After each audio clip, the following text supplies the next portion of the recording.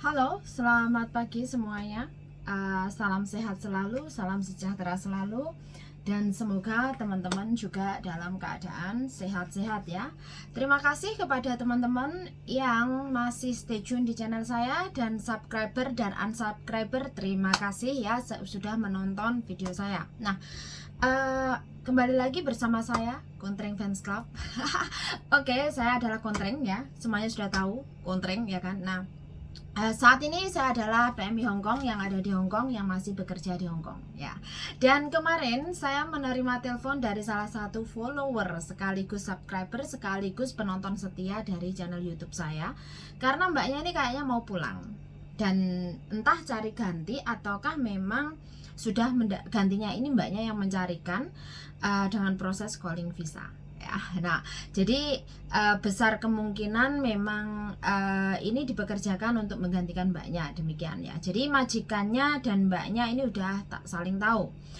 Di sini mbaknya ini menelpon saya menanyakan, "Mbak, apakah kalau tidak PAP diterbangkan ke Hong Kong tidak masalah?" Sebenarnya ada PAP atau tidak ada PAP itu tidak menjadi masalah ya sebenarnya, tetapi untuk menjadi PMI atau pekerja migran Indonesia yang dianggap prosedural, teman-teman memang harus melampaui beberapa proses ya. Di antaranya adalah satu, biodata Anda medical sebelum menjadi PRT atau medical sebelum menjadi PMI atau masih medical, dimana medical sebelum Anda dipasarkan ya. Terus selanjutnya Anda akan mengikuti proses pembelajaran selama 60 hari atau 2000 jam, dimana pembelajaran itu belajar bahasa, terus training untuk skill bekerja dan lain sebagainya, praktek maupun bahasa minimal 2000 jam atau 60 hari. Terus kemudian Rekom ID, kemudian selanjutnya setelah Rekom ID Anda medical yang kedua kali jika Anda sudah mendapatkan majikan dan tanda tangan kontrak, visa sudah mau turun. Kemudian PAP adalah pembekalan akhir pemberangkatan, di mana PAP itu teman-teman diberi pendidikan atau informasi oleh BP2MI, di mana disuruh mendengarkan tentang prosedur potongan gaji dan lain sebagainya. Nah, di sana teman-teman nanti biasanya, karena untuk Indonesia kan katanya mempraktekkan zero cost nih ya.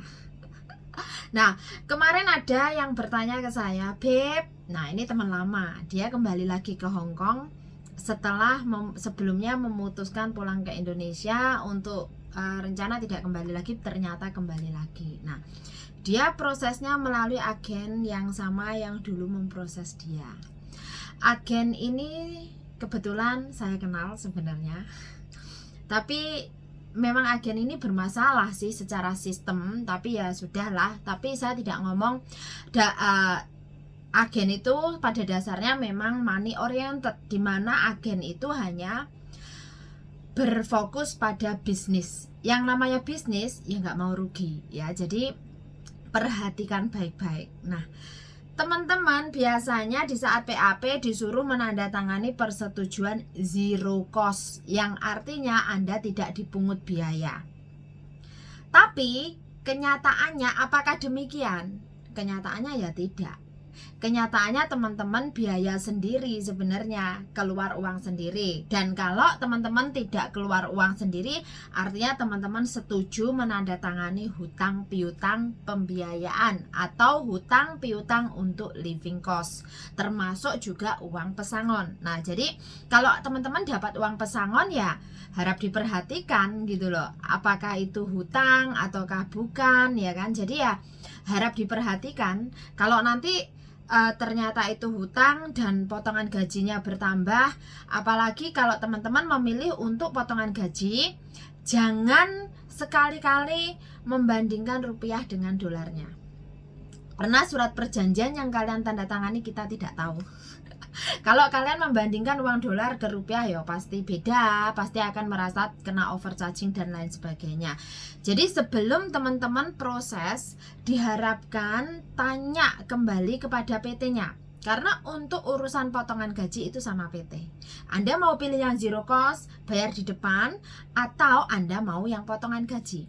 Jadi pikirkan. Nah, dan untuk potongan gaji ini setiap PT tidak akan sama. Kenapa kok tidak sama? Ya itu tadi, karena pesangon berbeda, kebutuhan berbeda, perjanjian utangnya ini per individu yang juga tidak bisa disamaratakan ya. Tetapi kalau memang kenyataannya Anda paspor sudah punya, ya kan, dokumen Anda bisa melengkapi sendiri dan Anda hanya membayar medical. Jadi medical mungkin Anda sendiri itu boleh. Dan selanjutnya kalau Anda masih ditarik dengan potongan yang 3.000 lebih sampai 3 kali, artinya Anda sedang dimanipulasi informasi bahwa Anda dibodohi oleh agen tersebut dan PT tersebut. Ya, biasanya bosnya agen akan melempar kepada pihak PT. Jadi yang di Hong Kong itu akan cuci tangan, tidak akan tahu menau tentang potongan gaji. Kenapa? Karena selama ini agen itu sudah berribetkan dengan potongan gaji yang notabene mereka merasa mereka tidak mengambil, dan akan selalu seperti itu. Padahal ya entah di balik itu perjanjian ada pembagian hasil atau apa, itu di luar urusan saya dan di luar juga kapasitas saya untuk menyampaikan. Namun satu yang pasti, bagi teman-teman yang mau proses kembali ke Indonesia, harap ditanyakan secara detail.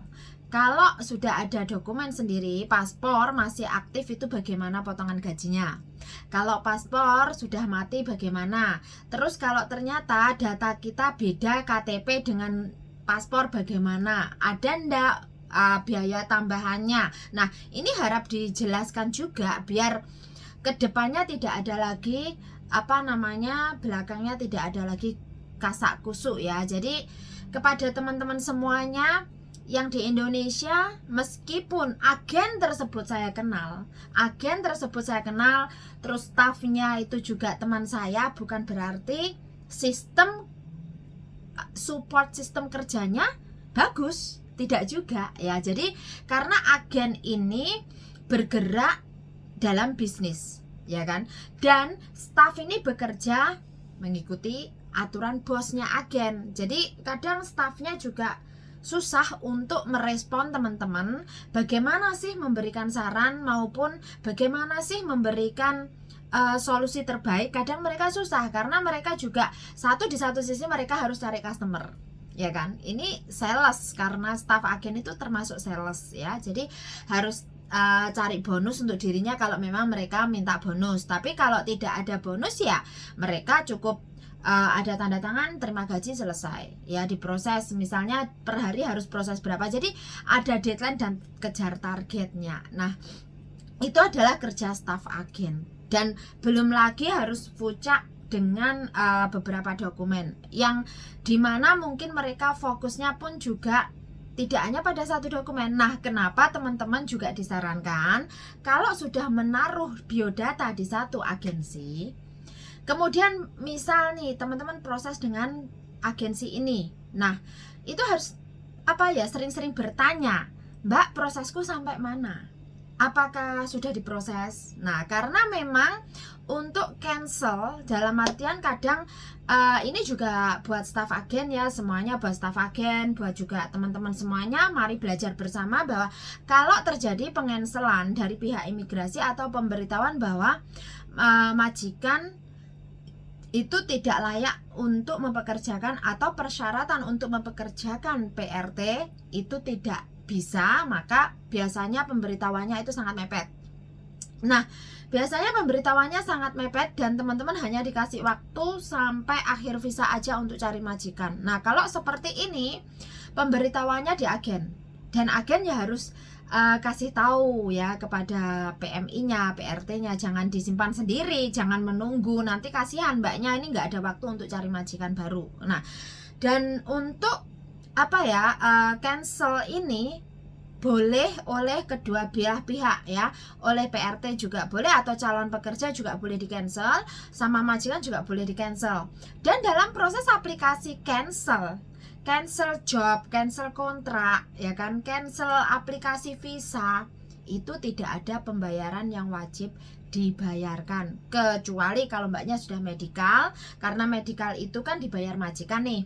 Nah, mbaknya bisa mengganti uang medikalnya, dan selebihnya adalah legalisasi di KJRI kalau memang sudah kontraknya berjalan sampai KJRI. Nah, biasanya medical itu $500 karena agen punya kupon ya, biasanya $500, tapi nggak tahu sekarang kalau naik ya, karena minimal $500. 500 Hong Kong dollar ditambah dengan legalisasi di KJRI 388 kalau belum naik, jadi total kisaran 888 sampai $1000.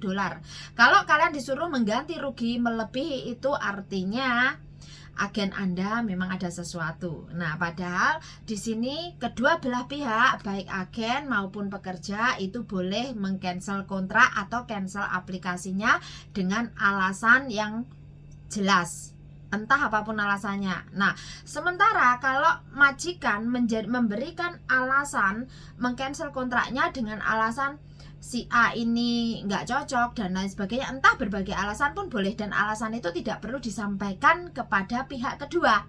Jadi dia hanya akan bertanggung jawab pada imigrasi kenapa di cancel, itu saja, tapi dia tidak diperlukan untuk bertanggung jawab kepada pihak kedua. Sebenarnya prosedur cancel seperti itu, cuman karena kita orang Indonesia itu, kita PRT juga lemah ya di sini, lemah sekali untuk mendapatkan hal-hal seperti ini. Jadi seringkali majikan dan agen itu kong kali kong, ya kan, kalau cancel kontrak harus bayar 5.000 ya toh. Nah, ada kan kemarin kalau cancel kontrak harus bayar 5.000, padahal tidak ada hal-hal seperti itu, dan sebagai agensi seharusnya tidak boleh memberikan surat perjanjian tersebut ya.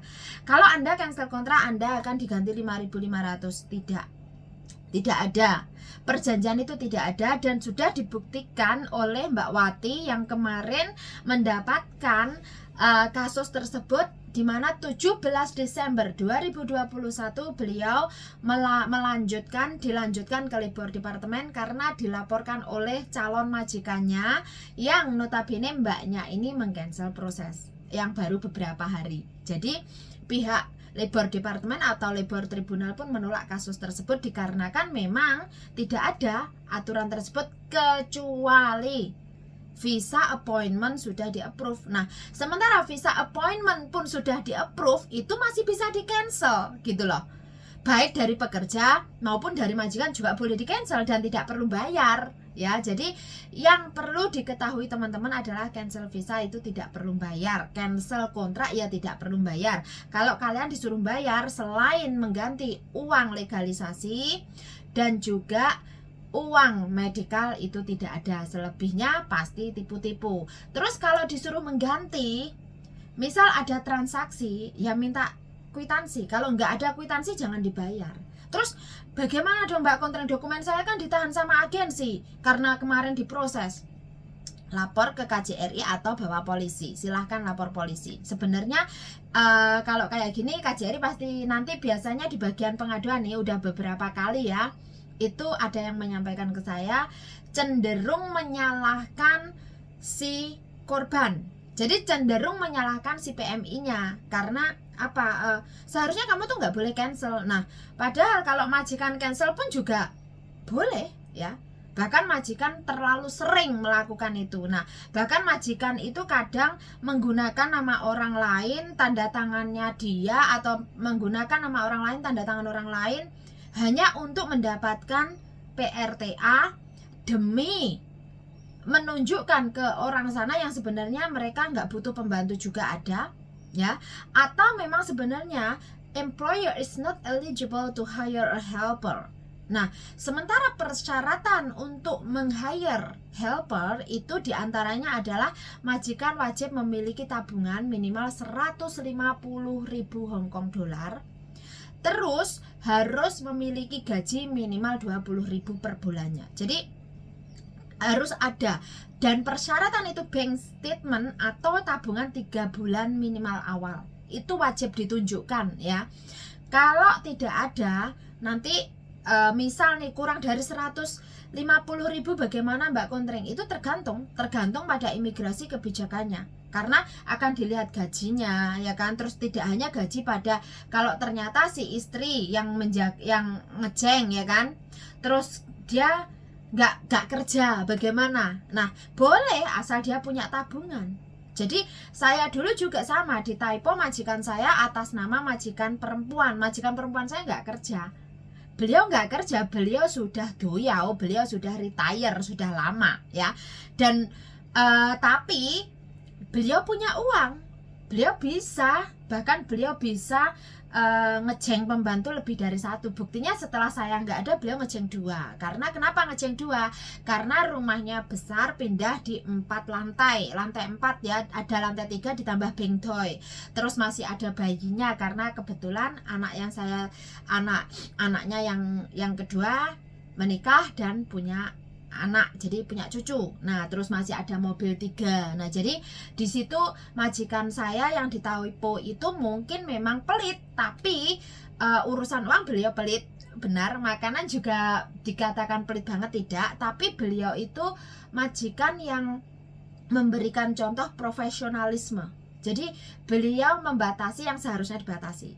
Jadi tidak ada cross bonding, itu tidak ada. Jadi kue-kue aku, tapi beliau ini yang saya suka sangat jujur. Jadi beliau tanpa, kalau memang butuh ya ngomong butuh, nggak butuh ya nggak butuh. Nah seperti halnya di saat saya di kontrak kedua, mau kontrak kedua, beliau juga ngomong, jauh hari ngomong, aku masih butuh kamu mau nggak, bisa dong minta tolong untuk kontrak kedua ini nambah, karena daripada cari cece lagi dan baru pindahan dan lain sebagainya. Jadi kita itu berbicara jujur. Nah terus untuk kontrak ketiga itu kan, mau kontrak ketiga saya nggak nambah. Jadi saya 1 tahun, dapat 1 tahun, saya ngomong ke majikan saya bahwa, Mbak kalau kamu pindah rumah lagi aku nggak nambah kontrak. Nah terus mbokku mengiyakan, karena memang mbokku ada planning mau pindah rumah yang lebih besar ya kan. Jadi 1 tahun di situ beliau udah cari-cari rumah baru. Nah jadi beliau nggak menanyakan ke aku kamu mau nambah atau enggak, tapi kurang 2 bulan beliau menyampaikan bahwa kita nggak nambah kamu, besar kemungkinan kita mau ngejeng lagi atau tidak itu nanti. Nah kalau kamu memang mau cari majikan di Hong Kong atau kamu tidak pulang, silahkan, dibolehkan. Jadi kita sama-sama saling setuju ya. Jadi terus beliau juga ngomong bahwa boleh nggak minta tolong kamu keluarnya di hari terakhir. Nah itu pun juga disampaikan dengan baik-baik ya. Dan juga beliau kebetulan ternyata berubah pikiran, ngejeng orang baru, dan ini pembantunya nyampe 2 minggu sebelum aku keluar. 2 minggu kalau nggak salah ya, 2 minggu sebelum aku keluar atau 3 minggu. Jadi saya ngajarin mbaknya ini dulu 3 minggu, terus mbok majikanku juga kasih aku tambahan. Jadi waktu keluar hitung-hitungannya itu sangat easy, karena beliau itu nggak perlu saya kasih tahu kewajibanmu apa, beliau udah tahu sendiri. Langsung dikasih catatan, ini tiketmu dengan saya kasih sekian, terus ini libur tahunanmu, ini gajimu sampai tanggal terakhir, terus ini tambahan dari kita. Nah itu jadi di sana kita sudah jelas sekali tentang tentang hak-hak dan kewajiban kita berdua, di mana beliau sangat profesional. Jadi saya nggak perlu taujek. Dan disitulah sampai di sini ya. Nanti kita bahas lagi. Bye bye.